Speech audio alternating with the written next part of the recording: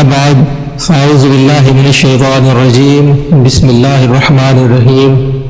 حضرت حوا علیہ السلام کی پیدائش اور جنت میں رہنے کا حکم۔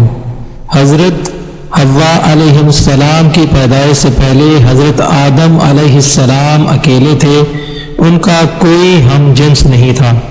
اللہ سبحانہ و تعالی نے ان کی دلجوئی اور تسکین کے لیے انہی کے جسم میں سے بائیں طرف کی چھوٹی پسلی سے حضرت حوا علیہ السلام کو پیدا فرمایا اور ان کی بیوی بنا کر انہیں جنت میں رہنے کا حکم دیا۔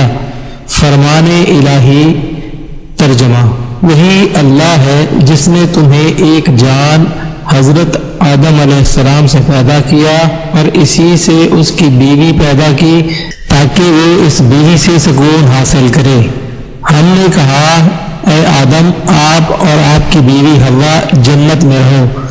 احادیث رسول اکرم صلی اللہ علیہ وآلہ وسلم: عورتوں سے حسن سلوک سے پیش آؤ کیونکہ وہ ٹیڑھی پسلی سے پیدا کی گئی ہیں۔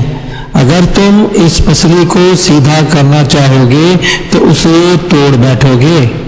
حضرت آدم علیہ السلام سو رہے تھے کہ اللہ عز و جل نے اسی حالت میں ان کی بائیں طرف کی چھوٹی پسلی سے حضرت حوا علیہ السلام کو پیدا فرمایا۔